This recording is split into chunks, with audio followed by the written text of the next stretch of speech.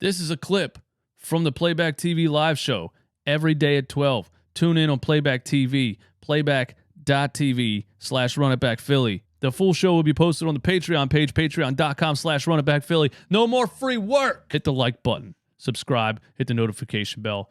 Let's go. Run it back, Philly. No frauds, no fanboys, no intros. All right, so the Philadelphia 76ers lose to the Milwaukee Bucks 117-104. And the first thing I want to say is, people were reminding me during the game and after the game and on Twitter today and everywhere else that this game was meaningless. And I want to shoot down this notion that this game was meaningless, because this game was not meaningless.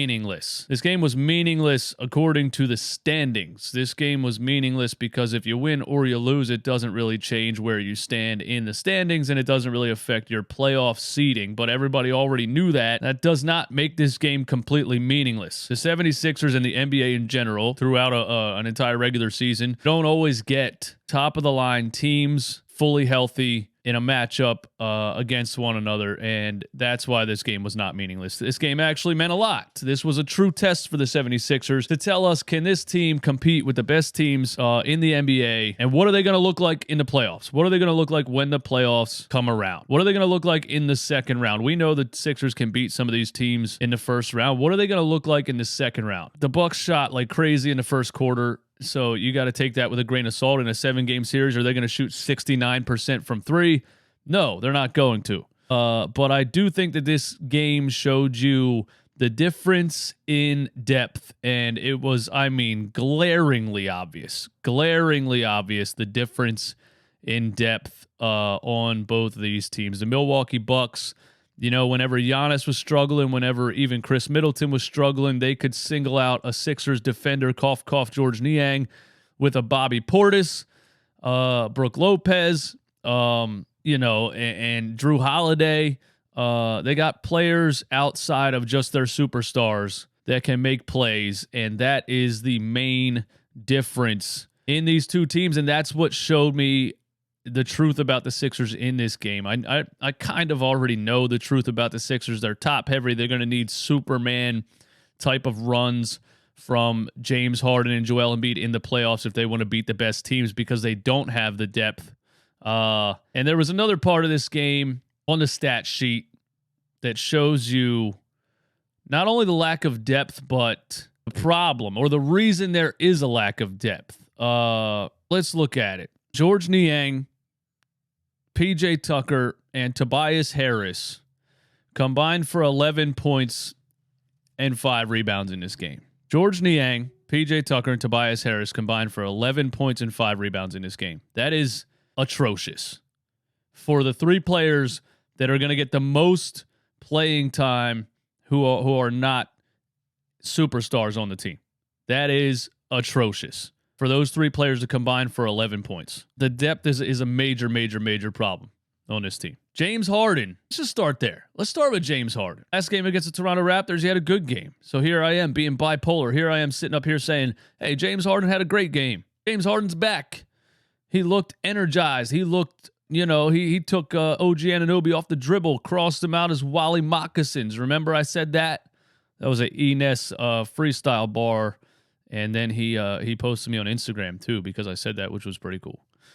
Yeah, that was against the Toronto Raptors. Just a couple days later, James Harden looks about 20 years older. And why is that? It's because the Bucks have an elite defender in Drew Holiday who can clamp James Harden. James Harden had 11 points last night. 11 points in an NBA game. He struggles with players like Drew Holiday. Big, strong, one-on-one defenders. Drew Holiday clamped him the whole game. The whole game. James Harden had 9 field goal attempts? He was 4 for 9 from the field. He had 5 turnovers. In 34 minutes, James Harden got 9 field goal attempts off. Now, when I said I was worried about James Harden coming towards the playoffs, and people saying, he just needs to be healthy, just rest him until the playoffs. I feel about James Harden the way that I feel about the Sixers, or have felt about the Sixers for a couple years. They're good enough to beat all the bad teams. They're good enough to smoke all the bad teams. James Harden's good enough right now to put up 30 and 10 against all the bad teams in the NBA. And he had a good game against the Bucks the last time they played, but this one was bad. It was bad. Drew Holiday had him in clamps. And in the second half, man, that run that the Bucks made in the third quarter, you know, I made the mistake of saying live, we got to cut it. Let's go on a run and cut it to 5 by the end of the third quarter. And the Bucks blew it open. Harden, I think, had 3 turnovers in about 2 minutes in that time frame right there. So that's where I'm at with it. Are you worried about James Harden headed towards the playoffs? I know I put out a clip a couple of days ago asking that same question. Because if James Harden plays like this in the playoffs, then we get the same thing we got last year from James Harden. We get the same thing that we got that other teams have gotten from James Harden a lot of times in the playoffs. And he just, you know, continues to live up to that name of regular season Hall of Famer who kind of collapses in the playoffs. Horrible game from James Harden. Atrocious. There's a play where he gets caught hooking the arm. You know, I went on these rants all season and last season about James and trying to foul bait, trying to draw fouls instead of just trying to put the ball in the hoop. He drives on Middleton, I believe it was. He hooks the arm and throws himself on the floor. Initially called a defensive foul because it's very misleading when you see it in real time. The referees review it because of a challenge. They see in slow motion that really the defender's arms were down. Harden hooks under the arm, pulls his arm up, and then throws himself on the floor. If you didn't have instant replay and you didn't have review, and maybe it's a defensive foul. Watching it in slow motion, it's an offensive foul, and they called it an offensive foul. So, you know, James did that for 10 years. Referees are tired of it. The NBA is tired of it. Just stop doing it. Just stop doing it. I don't even like it. Even if you get that call, even if you get free throws out of that, I'm not a fan. I don't want to watch that happen. I don't want to, we got free throws because James Harden hooked the arm and threw himself on the floor. I'd rather not do that. One of the good things that happened in this game was Tyrese Maxey. Tyrese Maxey scored 29 points in this game. The fact that you got 29 from Maxey and 28 from Joel Embiid and still lost the way that you did really says a lot about the rest of the team. Tyrese Maxey, 29 points. Step back 3 after step back 3. When he's locked in, he's not missing wide open threes. He's not missing open threes at all. And the step back 3 in the ISO situation, creating that space to get that shot off. I mean, there was times in this game where, you know, I mean, Harden was struggling. There was a lot of times where Harden was struggling and they went to Tyrese Maxey to run the offense. What does that say about James Harden? I don't know. But on the other side of it, I like the fact that Tyrese Maxey has now reached a level where he can be trusted. You know, James is struggling with Drew Holiday, so Maxey runs the offense. And then there's situations where he hits that step back 3, and it shows me that Tyrese Maxey can do exactly what I knew he could do, which is become an NBA star. Those are not role player type of shots. Those are not number 3 scorer type of shots. He's 22 years old right now. If he's making those kind of moves and making those kind of shots at this age and taking control of the offense when superstar James Harden is struggling, that tells me a lot about Tyrese Maxey moving forward, and I'm excited about the potential. And I'm glad we didn't trade him. Glad we didn't trade him for anything. Glad we didn't trade him for James Harden the first time around. Glad we didn't trade him for Donovan Mitchell. Glad we didn't trade him for, 2 years ago, what was it? Kyle Lowry. They wanted him for Kyle Lowry, and Daryl said no. So I'm happy about it, man. I'm happy about the Tyrese Maxey stuff. Joel Embiid wasn't dominant in this game, but that's what happens with these elite defenses, because guess what? They're going to throw we're going to see this in the playoffs. They're going to throw the kitchen sink at Joel Embiid. They're going to make perimeter players beat them. In this game, perimeter players did not beat them. In the first quarter, PJ Tucker once again, pump fake PJ. Here he is, pump fake PJ, everybody. 3 years, $33 million for a 37-year-old corner three-point specialist who won't shoot the damn ball, who refuses to shoot the damn ball. Corner specialist, PJ Tucker. A specific play in the first half, in the first quarter. Joel Embiid, quick doubles up top. Swings it to a wide open PJ Tucker in the corner. Corner specialist, 46.5% from three in the corner last season with Miami. He's already moving off the three-point line and passing the ball back before it even gets in his hands. He has no interest in catching the ball and shooting it in the corner. I can't figure out where and why this happened. What do we talk about in practice? What do we talk about in film study? Does anybody watch the film with PJ Tucker and say, hey, PJ, we kind of need you to shoot the damn ball right here when our superstar Joel Embiid is getting double teamed at the top and he kicks it to you in the corner with nobody within 15 feet of you? That's kind of why we paid you. Why aren't you shooting the ball? Somebody say it to. What are we doing? Do we even talk? Do we even have a film study? Probably not. The first quarter, the Bucks wouldn't miss. It is what it is. You kind of write off the first quarter. Who cares? They shot 70% from three. Second quarter, we make a little bit of a run. I noticed the same thing that I've been noticing, which is that our bench lineup looks better than our starting lineup. And that's because they are faster. They can play better defense. They can rebound better, and they're just more athletic. The Jalen McDaniels, Paul Reed, Daniel House type of lineups, they look better than the starters looked in this game and in the past couple of games. So we make a run in the second quarter with the bench lineup. Third quarter, it looks like we're going to cut it to 5-6 points maybe by the end of the third quarter to have a chance to run in the fourth, and the Sixers totally collapse. And the Bucks go on, I think, a 13-2 run, which is the opposite of us cutting it close to the end of the third quarter, and that was the game. That was the game. Now, for whatever reason, bench lineup that's been working the past couple of games, Jalen McDaniels, Paul Reed, and Daniel House Jr. on the floor with James Harden.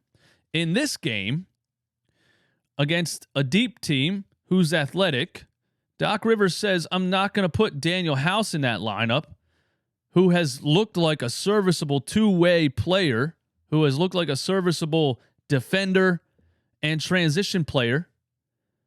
He leaves him deep on the bench and continues to play George Niang. George Niang is going to be the death of this team in the playoffs, and George Niang is going to be the death of me because I can't watch it anymore. And I'll never figure out how Doc Rivers can sit here and watch what's happening on the floor and leave the guy out there. I thought Doc Rivers was supposed to be a defensive-minded coach. Wasn't he supposed to be a defensive-minded coach? How is he watching George Niang get absolutely smoked every time he's on the floor? Leave him out there.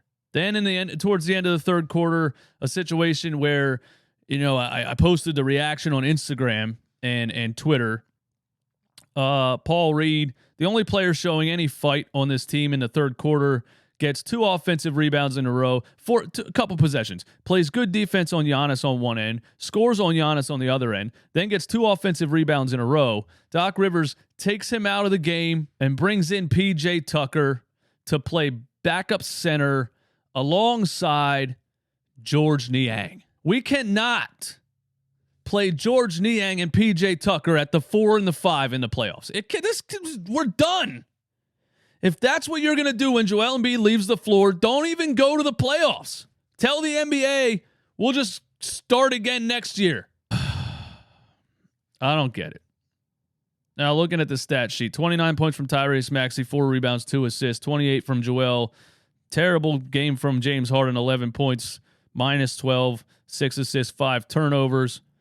Tobias Harris, $39 million Tobias Harris comes up tiny, small, once again, 6 whole points in 28 minutes, a minus 12, 3 entire rebounds. You're 6'8".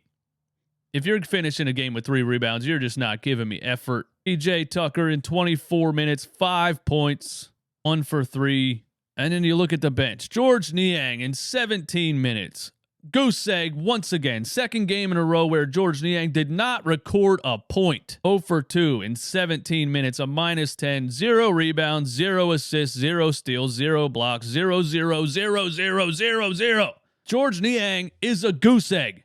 Georges Niang looks like a goose egg and puts up goose eggs. I'm tired of seeing it. I got news for you guys that are trying to tell me. Somebody responded to me and said, Doc was just testing some things out before the playoffs. Bro, did you just start watching today?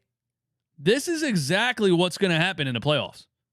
If you think Doc Rivers is not going to play PJ Tucker and Georges Niang together in the playoffs, I don't know what you're watching, because that's exactly what he's going to do. The funniest part about this whole stat sheet is, well, first of all, Paul Reed, of course, in a minuscule 13 minutes, has 8 points, 10 rebounds, 5 offensive rebounds, and is a +5. One of the only plus in the plus-minus department on the entire team in this game. Daniel House Jr. finally gets in the game in garbage time, scores more points than the entire bench, scores more points than PJ Tucker, scores more points than Tobias Harris. Daniel House Jr. scores 10 points in 9 minutes, 2 for 4 from 3, and a +6. That's all I got on this game. This game really showed me what's going to happen in the playoffs. And I'm not overreacting. This is exactly what I would expect to happen in the playoffs. And, you know, we knew last season. We saw it the first season Doc Rivers was here. We saw it the second season Doc Rivers was here. And we thought he was going to get fired last year. And we came into this season and we knew this was what was going to happen. We knew it was going to be the same thing, because why would it be different? This guy hasn't done anything differently for 21 years. Why would he do it differently now? It is what it is, man. You guys let me know in the comments. Let me know in the chat what you think about this game. Do you have faith in Doc Rivers to get the most out of this roster? Do you have faith in his lineups? Do you have faith in his favorite players, PJ Tucker, Georges Niang, and Tobias Harris? Or is it going to be another second round exit for the Philadelphia 76ers?